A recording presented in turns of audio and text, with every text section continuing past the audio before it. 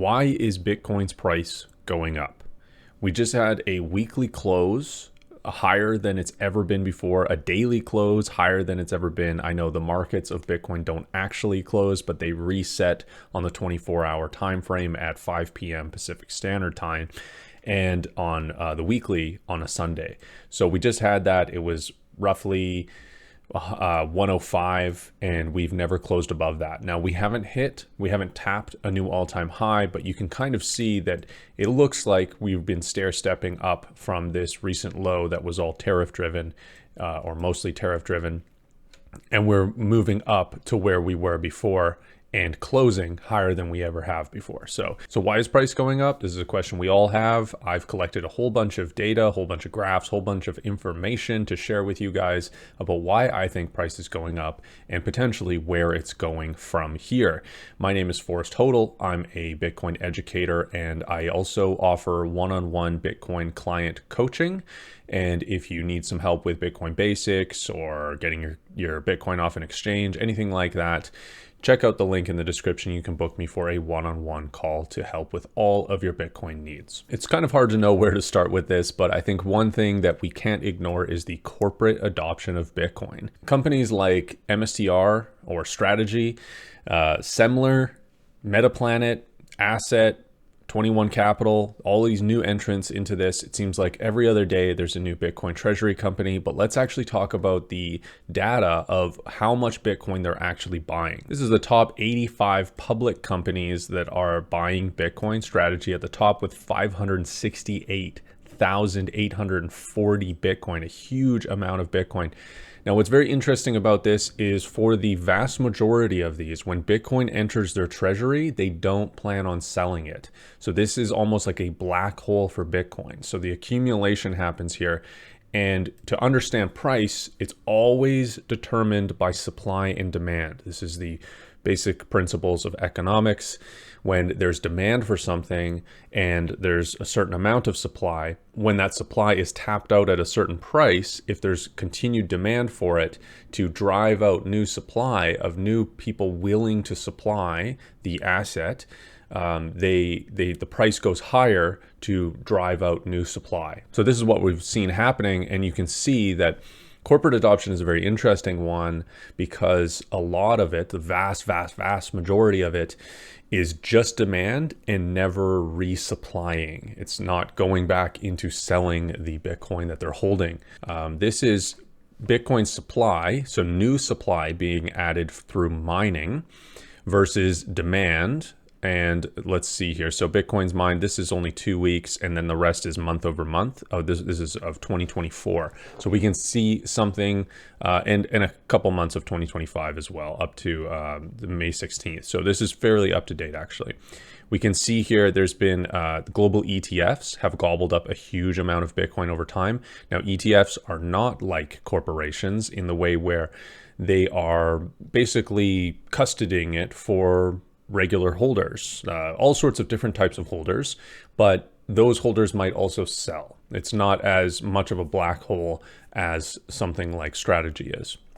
So we can see here 2 months of actual negative or outflows, but the vast majority inflows, accounting for these total months here of 572,000 Bitcoin being sucked into or demanded by the ETFs. Strategy here within these months, 379,000. Again, this is a lot more sticky. Strategy has no short, medium, even long-term idea of selling these Bitcoin, and it is just gobbling it up. And again, the total amount mined here, 280,856. So Strategy alone accounting for way more than the new supply being added. So there has to be people willing to sell it beyond just the miners. And again, a lot of these miners are also adapting a HODL strategy. the public miners, that is. So they're not even becoming sellers either, and they're financing their acquisition of Bitcoin with their mining operations through debt issuance and equity issuance. Public companies, excluding Strategy, account for 82,500, so quite a significant amount there as well. Tether is a private company acquiring 26,000 here, and El Salvador, one of the nations acquiring Bitcoin. Bhutan would be another one I would put under here. There's also been a few Middle Eastern countries that have acquired Bitcoin through the ETFs, which is accounting for part of that. So 561, not totally significant, but not totally insignificant either. All demand creates price changes, of course. We can actually see here, this is from today as of recording. Strategy just bought 7,390 Bitcoin. They spent $764 million on it, and a percentage, they've been ramping up this percentage of being able to acquire Bitcoin with a second offering that they have called Strike, which is a convertible preferred stock offering. And they actually, if we look into the filings here, we can see exactly how much they acquired, which or how much Strike they used. They used 59 million, which is twice as much ATM on that as they used last time. So this is a new arm of their ability of acquiring Bitcoin, and this will increase over time as there becomes more and more demand for this type of offering that they have. Strike is a very interesting preferred option, and actually quite valuable if you look into some of the potential for it. Plus they have Strife, which they don't have an ATM open on yet, but I think they're just looking for volume, seeing how much they can do, and they will probably open one of those as well. Another company acquiring Bitcoin here, this was on May 5th, so they don't do it every single week. They are a smaller company, less ability to do so, but they have acquired 167 Bitcoin in this period of time and generated a yield of 22% more Bitcoin year to date than they had prior. Now, Metaplanet deserves its own full video that I plan to do.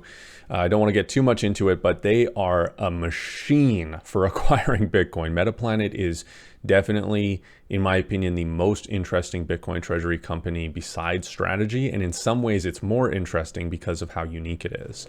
They acquired 1,004 Bitcoin yesterday, and they don't really acquire it a lot using debt. They have this extremely high multiple. They currently have a multiple 3 times value of their shares compared to their Bitcoin holdings, which is a representation of their shareholders accepting and realizing that they are aggressively acquiring Bitcoin. So it makes sense to have this multiple on them. So when you have a lower multiple, you're not expecting as much future growth or acquisition of Bitcoin. So Metaplanet is, the shareholders are expecting a lot from Metaplanet, and Metaplanet is blowing those expectations out of the water. They are acquiring so much Bitcoin, it's unbelievable. A couple more things about corporate adoption before we go into a few other reasons why Bitcoin's price is going up.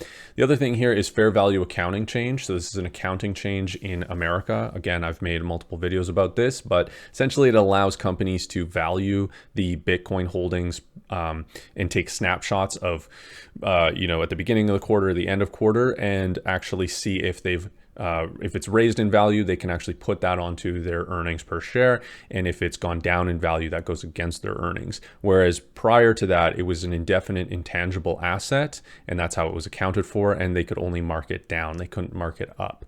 So because of that, it didn't really make a lot of sense from an accounting perspective to put Bitcoin on your balance sheet, because it made your earnings appear weaker than they actually were. And now we have the ability for companies to kind of appear as strong as they are, maybe, if that's how you want to define it, or even stronger than they actually are if you don't value the raising value of their Bitcoin holdings as much. So it's really how the market is going to interpret that is going to change. The MSTR story is really the most interesting one so far with this, because what it does now is it will allow them to wipe out the last 3 quarters of negative earnings that they've had because of indefinite intangible asset accounting, and they will be able to qualify for the one metric that they haven't qualified for S&P 500 inclusion, which is 4 consecutive total quarters of positive earnings if Bitcoin's price is higher at the end of this quarter and wipes those out, which likely it's looking that it will, as Bitcoin's price has gone up a lot since the snapshot of the beginning of this quarter. The other concern was that S&P 500 has an independent sort of group of individuals that decide additionally if they should exclude something or include something. And Coinbase just got included in the S&P 500, and they are a crypto casino with a lot more degeneracy around them than something like MSTR. So that sort of is another bullish sentiment. There might be some front running of MSTR going in to the next quarter when they will show positive earnings, because the front running happens because of S&P 500 inclusion being on the table and probabilistically high that it'll happen. And what's interesting about this is Coinbase actually got into the S&P 500 a couple days later, announced that they had this massive social engineering hack that possibly accounted for $400 million of stolen funds through phishing scams, basically data leaks and entities within their company, service agents giving out private information, and then that private information being used by hackers to socially engineer and take custody of people's crypto. And what's interesting about all this, beyond the fact that you shouldn't hold your coins on Coinbase, or you shouldn't even really use Coinbase, in my opinion, is that all of this happened. It's really big news, kind of the biggest, safest type entity out there as far as crypto related US entities go, and Bitcoin's price doesn't care about the story. It just keeps going up. It actually was going up during this happening. It had no effect negatively on the price. So again, I don't think, Honey Badger don't care kind of feel with Bitcoin's price right now. Another thing here is banks are building the infrastructure to facilitate Bitcoin and crypto ownership. There's actually a story that just came out today. Just in, JP Morgan CEO Jamie Dimon says the bank will allow customers to buy Bitcoin and crypto directly, but it doesn't want to custody it for their people within the bank. So this is a huge potential revenue stream for banks. I think all of these banks will start to develop different types of strategies. Maybe some will allow you to custody the Bitcoin. Maybe they'll have some lending products. Maybe they'll just facilitate buys and sells and earn fees from it, like it looks like maybe JP Morgan will do. All of this is very bullish because this is all, there's certain criteria that allow Bitcoin's price to raise, and one of it is the amount of resistance to be for people to be able to buy Bitcoin. So with a lot more options like this, that allows more ability for the average person to acquire Bitcoin, which makes it easier and makes it more realistic that they're going to do so. And again, demand drives price. And this all kind of comes back to, again, supply demand dynamics and the fact that the supply is fixed. We've seen that the supply is already getting eaten up by the ETFs, by MSTR, multiples of it is being eaten up, the new supply from miners.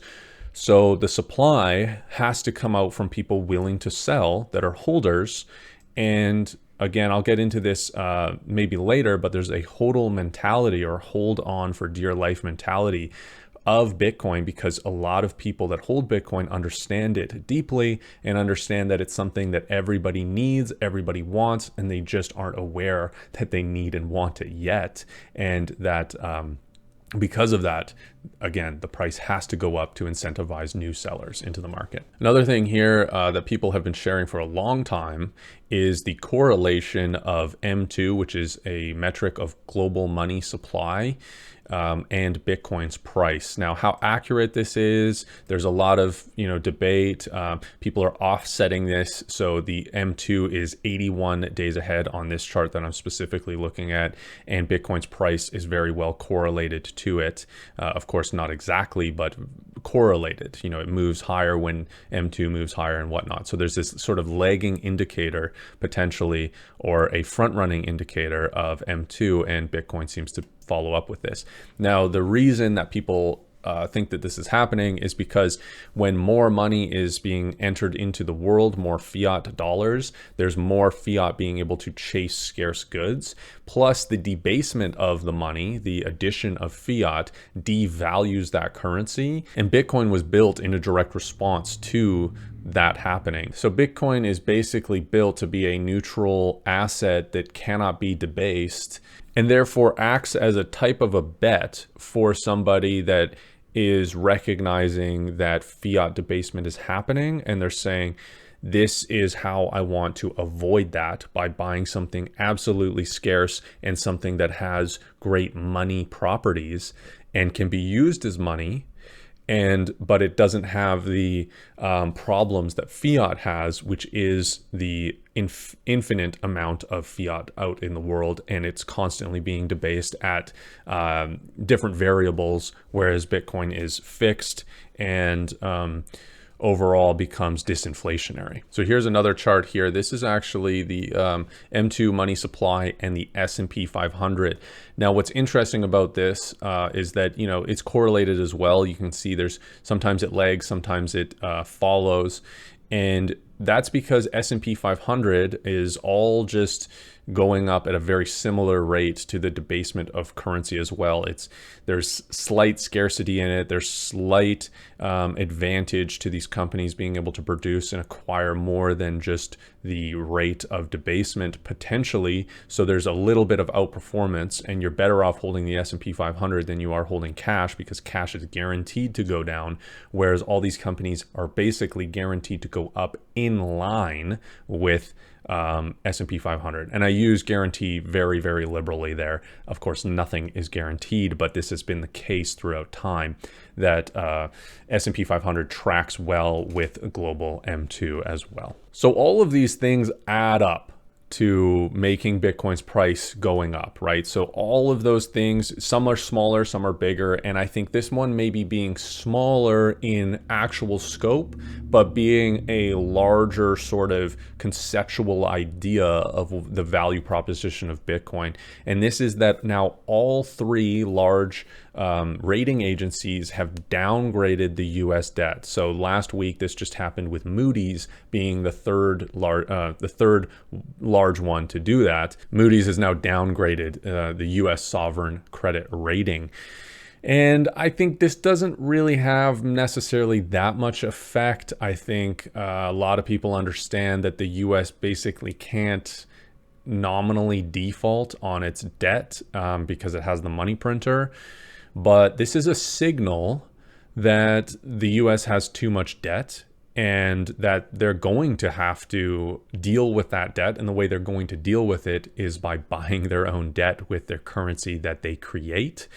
And the demand for their debt is decreasing, which goes into my next one here, which is gold increasing in ownership, specifically by central banks around the world. Central banks typically have a pretty wide array of assets that they hold, and one of those assets is foreign debt, and specifically U.S. Treasury bonds.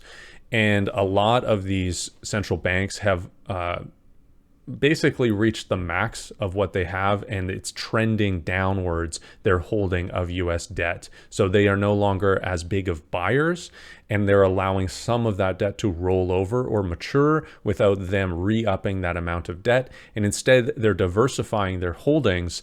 And I have a metric here from 2024 that says central banks collectively acquired approximately 1,086 tons of gold in the year, making the third consecutive year with purchases exceeding 1,000 tons. So this is, again, a trend of more gold ownership by central banks. And how does this relate to Bitcoin? But Bitcoin is like a credit default swap on fiat currency, and it's a retaliation against the ability to print currency and the debt and credit system that we have. And central banks are from the old guard. They're not necessarily, and they maybe won't even admit it when they do, but they're not necessarily buying Bitcoin yet because they don't fully understand it. They see it as risky. They see it as, whatever, right? So they're going with the old neutral reserve asset, which is gold, And that's why their holdings have increased in that. Now, it's only a matter of time before they realize, okay, we also need to own some Bitcoin if they don't already. And that is an additional neutral reserve asset that they can own. This is the hash rate of a Bitcoin mining network, and this is over the last 3 years. So you can see it has increased a lot. You know, in May of 2022, the hash rate was 210 exahash. Right now, it is 806 exahash. So that's an increase of 4 times as much. So there we go. We've had peaks of over 1,000 exahash as well. Now, what's interesting about this is because Bitcoin has a difficulty adjustment built into it, all of this hash rate coming onto the network doesn't necessarily, there's a limit to how much they can increase the supply or how fast it can increase the supply of Bitcoin before the difficulty adjustment kicks in and compensates and resets it to an estimate of 10 minutes per block. And because of that, this is basically showing the cost to mine new Bitcoin. Now, there's also right here, you can kind of see what happened in April of 2024. There was the halving. So half as much block subsidy being released to the miners, which is, again, another supply shock because there's half as much newly minted or mined Bitcoin going into the market or into Bitcoin miners' wallets. And the hash rate had to go down to compensate for that because these miners became unprofitable to mine at that level because it became twice as difficult to acquire Bitcoin, essentially, in some ways. And then hash rate started kicking up again. And this is directly in line with price movement. So the higher the price, the fiat price, the more profitable it is for mining to come on to the network. And a lot of people kind of correlate and speculate that the hash rate ends up being a floor price for Bitcoin. And the hash rate, it's typically cheaper to mine Bitcoin than it is to acquire Bitcoin. There's sort of a premium on just acquiring Bitcoin because you're doing it in the present, whereas mining pays off over time. And it's not a guaranteed thing that you're going to mine any of these blocks or that it's going to be that you're going to make money from mining, really. It's cutthroat, and it's cutthroat because of the difficulty adjustment. And once you understand what the difficulty adjustment is, you'll recognize that this thing alone makes it way better than any sort of commodity and commodity money like gold or even silver at that point. So hash rate going up, bullish signal for Bitcoin, right? These two things are directly connected. Bitcoin's price and Bitcoin's hash rate directly correlated, in my opinion. The other reason that Bitcoin's price is going up, in my opinion, is US quantitative tightening coming to a head and the trend stagnating, and eventually they'll go into something called quantitative easing. So QT means that they are actually acquiring less treasury bonds, less debt, and they're allowing the debt to mature, and they aren't printing new currency to buy more debt instruments like treasury bonds. So this is something that they're doing. There's all sorts of different ways they can do QT and QE. And one of those things that's really connected there is interest rates. So the overnight lending rates that the Federal Reserve Bank creates. And we have seen those become paused for a while now. And there's still, I think the number is like 96% chance at the next FOMC meeting, I think, which is in June, that they will just keep the interest rate as it is. But there's a lot of governmental pressure to cut rates, and the Fed and the government are supposed to be independent. But I would say they work, they also need to work together in a lot of ways as well. So you can kind of, does the dog wag the tail, or does the tail wag the dog kind of thing? What we've seen in the past as well, and we saw this when they began to start pausing, was there was a huge amount of percentage of prediction that they were going to raise rates, and then within a very short period of time, that shifted to a high percentage of people thinking that they were going to pause rates. So that happened in a very condensed amount of time. So basically all the people that had earlierly predicted it were wrong, and they were changing their mind. And then they were proven right after they had changed their mind, and there was a pause. So I suspect something like that will happen as well. I think that we will start to see the continued talk about, hawkish type, we're going to, be very fiscally responsible. We're not lowering the rates. We're keeping inflation down. Jobs are good. All these kind of things, which is most of what the Fed can do is signal anyway to the market. And then it's up to you to believe them or not. And what I think will happen is that they will, in a short period of time, sort of switch their demeanor slowly, or actually their actions will speak louder than their words and they will lower rates. And that will happen inevitably anyway. But I think it's coming sooner than potentially people think that it is coming. Another thing here, let's take a look at Google Trends. This is actually very bullish as well, which is interesting because you can see over the past 5 years, Bitcoin being looked up on Google is gone down. It sort of had a peak here in November of last year with the price appreciation of MSTR, of Bitcoin itself hitting an all-time high. We can see again here in March of last year, there was also an all-time high hit. So you can see interest is correlated with price appreciation, and sort of those two things are going to move together to some degree. And what we've seen now is a divergence, right? This interest, if it was directly correlated with price, would be up here. It'd be at 49, for instance. It's now at 23. So what we've seen is now we're seeing a lag, and these trends are, a lot of it is retail with these Google Trends things, people searching Bitcoin. And we can see this with this divergence, there's a lag, and retail is going to need to catch up to the current price action that's happening. And when that happens, there's going to be a little tiny bubble formed, and then a correction and things like that. So maybe a little bit of a heated market, better put, than a bubble. But these sort of things inflate, and then that's how Bitcoin goes, right? It's stair-stepping upwards, and it looks very volatile in the short term because it is, but in the long term, it's gradually just grinded upwards over time. I am very bullish because of this divergence happening. I think that when retail gets in, that's going to create this sort of reflexive flywheel that will create momentum and price action to the upside. But we haven't seen that yet. And again, because we haven't seen that, means that doesn't mean that it won't happen. It just means that when it does happen, it will create more of an effect because of where we already are in price. Again, MSTR again had this massive spike all the way up to the 100% interest in November when it had its all-time high, and it's quite low again right now, even though price is probably around here at 62. So again, a disconnection there. One subject I want to linger on here is Metaplanet. Metaplanet in Japan here has just absolutely skyrocketed in interest and in value. However, last year it was the most profitable stock in the world. It is still performing really well, doing really great. I think it made like 100% return in the last month.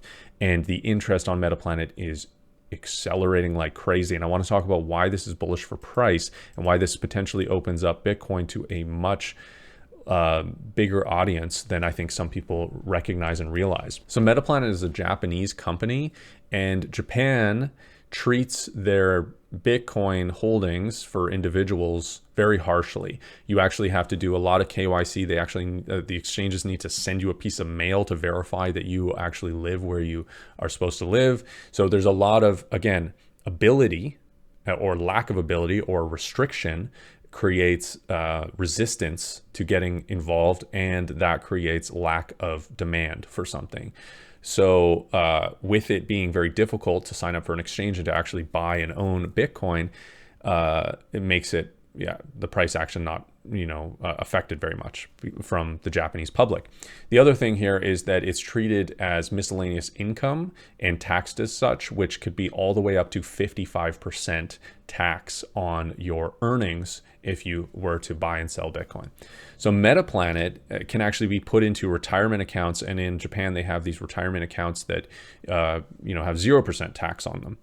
It can also just be held in like a regular type account, and within that sort of tax treatment, it can go all the way up to about 20% of tax in a non-registered account.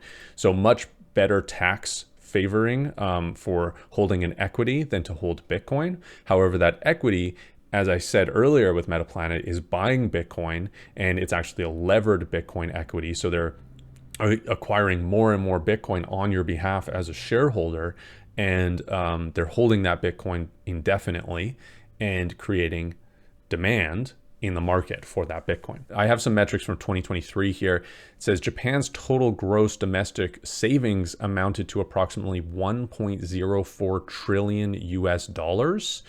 And in comparison, the United States had a total household savings of approximately 1.16 trillion. So not necessarily that different. However, it's different the way it's distributed. So gross domestic savings also includes companies. A lot of companies in Japan have quite a bit of savings on their balance sheet, and that makes them a strong company, and they can invest those savings in relatively strong performing debt instruments or things like that comparative to the Japanese yen and the treasury bonds within Japan, which don't yield very much. So there's opportunity for Japanese corporations and individuals, which have a high savings rate based on GDP, to adopt something like what Metaplanet has done. They have seen a company within the Japanese market perform the best in the world for simply adopting Bitcoin on their balance sheet.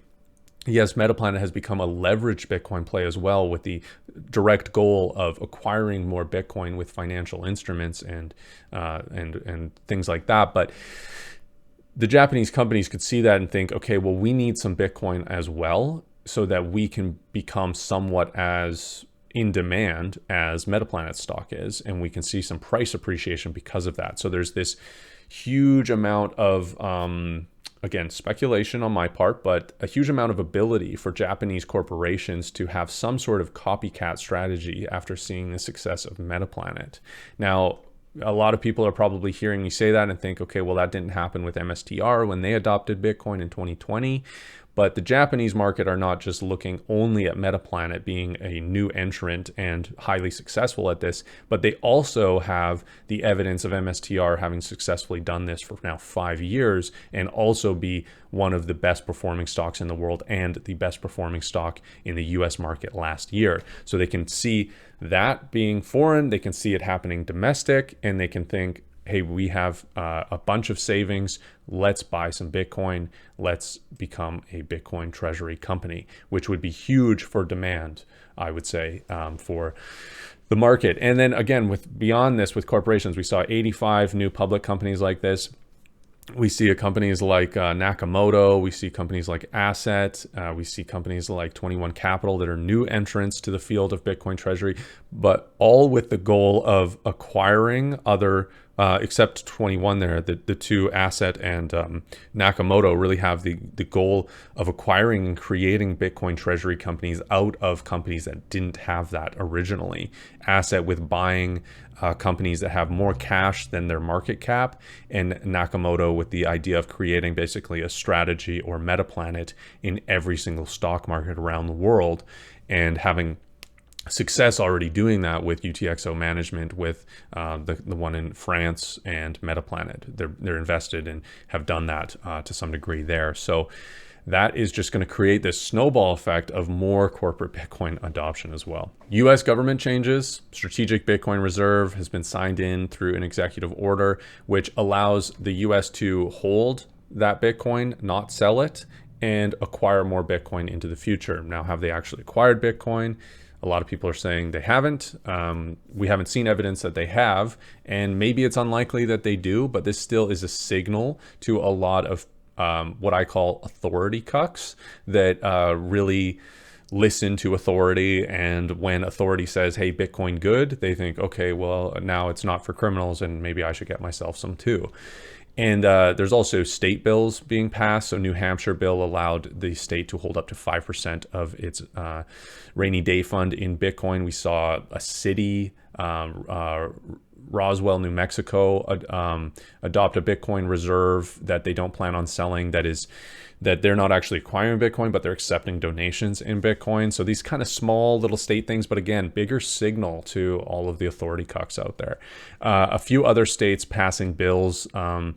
not that aren't strategic Bitcoin reserve bills, but bills of rights for Bitcoin ownership and sovereignty to run your own node and things that people are doing anyway that they don't really need the government to say it's okay to do so. But the fact that it is getting passed in that way does sort of show, again, a change in what people call the Overton window, or what's politically acceptable to talk about and to, important for politics. We can see that shifting in the direction of Bitcoin being important for politicians.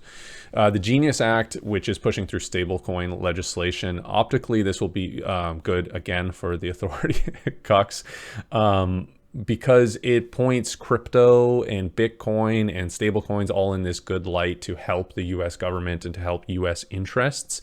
Now, I would say this is a double-edged sword, of course, as stablecoins, in my opinion, are essentially private bank digital currencies capable of a lot more surveillance than cash is, and a lot more freezing, a lot more control, and a lot more ability to export that around the world, which could potentially be bad in some ways, potentially good for individuals, right? This is double-edged sword, silver linings, complexity, gray area within stablecoin legislation, which I've also talked about in previous videos. Now, I want to get to what I think is the most important one. I know I've saved it really for the last here, and this is a very long video. I apologize for all this. I'm trying to fit in a lot of info though, which is HODL culture. If we look at the HODL culture, which is hold on for dear life, we can see that there's this cult-like mentality within Bitcoin where your idea of what to do is to buy Bitcoin, hold on to it, and don't let go of it. Eventually, there'll be a future where it makes sense to spend it because that is what people demand, and they no longer accept the bad money, like in Gresham's law. So it's essentially Gresham's law with Bitcoin, which is holding on to sound, strong money and spending bad money. Now, the Bitcoin network needs people to use it. It's not just digital gold. It needs to be a currency as well to some degree. And of course, there's layer 2 solutions that help with that and allow for easier transactions and peer-to-peer transactions as opposed to broadcast transactions. Now, that's a little bit beside the point, but I think when you're looking at price appreciation, you want to see a base of holders that don't want to sell. They're not looking at it to make a quick buck. And they are, you don't want to bet against something like Tesla right now. The reason there was so much short interest at the beginning of Tesla was because it was a complicated company that was financially looked really weak at certain points, but it had a huge base of retail investors that were very interested in the success of this company, and they didn't sell.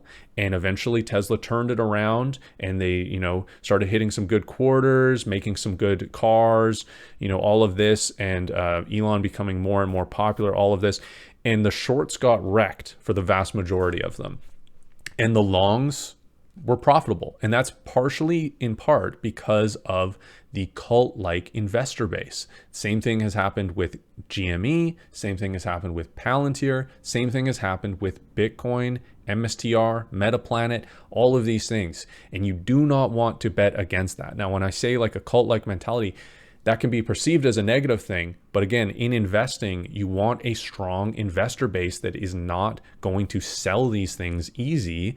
And because selling pressure relieves the shorts, makes them profitable, and lowers the value of that price, right? So you want strong holders. Now, of course, there are going to be, I've talked about all the Bitcoin that has gone into corporations. There still are sellers, but a lot of holders as well. So this chart right here shows that over the past year, individuals have sold 247,000 Bitcoin, and a lot of this has gone to businesses, vast majority of it being strategy, ETFs, other, and governments.